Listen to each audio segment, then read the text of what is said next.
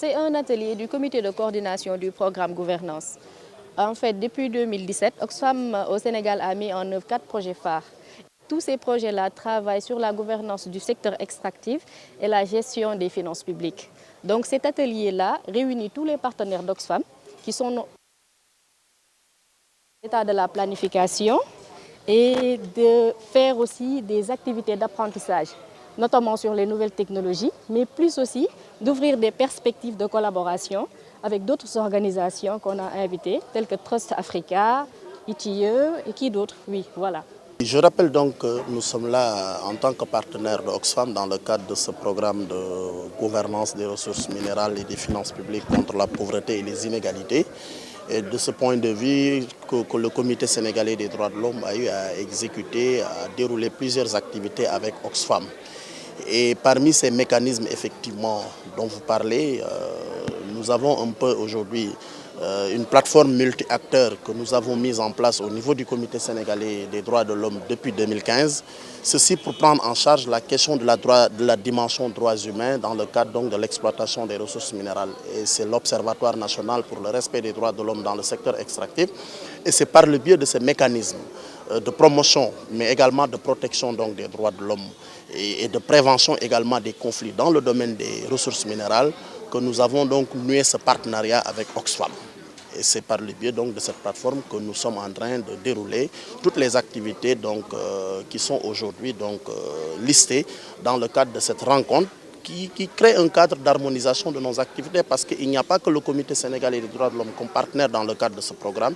Il y a d'autres structures membres de la société civile et il est bon effectivement que par moment que l'on se retrouve ensemble pour essayer de voir un cadre harmonisé par rapport à ces activités qui en fait poursuivre le même but et le même objectif. Nous avons constaté sur le terrain qu'à chaque fois les populations nous interpellent sur un peu nos actions dispersées. Et cela ne permet pas un peu d'être non seulement rationnel dans nos actions, mais ne nous permet pas d'atteindre les objectifs escomptés. Et c'est la raison pour laquelle nous faisons la recommandation selon laquelle il faudra donc harmoniser nos actions sur le terrain.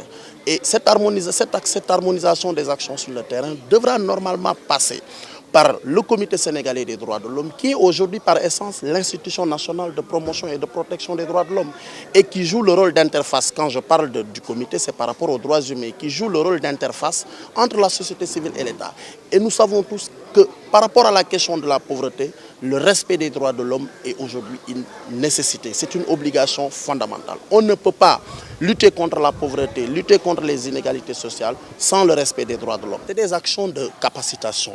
Parce que notre partenaire nous accompagne dans le cadre de la capacitation, dans le cadre du renforcement de capacité, aussi bien des membres de l'Observatoire pour pouvoir jouer leur rôle, mais également un rôle de des activités de capacitation à l'endroit des relais communautaires.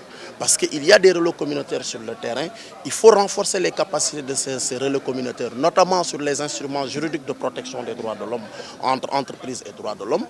Mais également, il y a des forats communautaires, des causeries que nous organisons avec les populations impactées pour créer un peu une interaction et essayer de recueillir les différents problèmes auxquels ces populations impactées font face et au besoin maintenant élaborer un rapport pour attirer l'attention de l'autorité avec à la base des recommandations.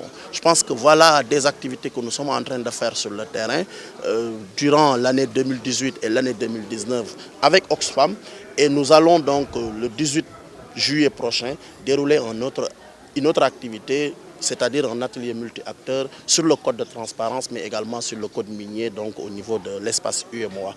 Tout ça pour permettre aux membres de l'Observatoire d'être assez outillés, mais également permettre aux relais communautaires d'avoir les outils nécessaires qui leur permettent d'agir sur le terrain et d'agir de façon efficace. Par rapport à vos échanges avec les communautaires,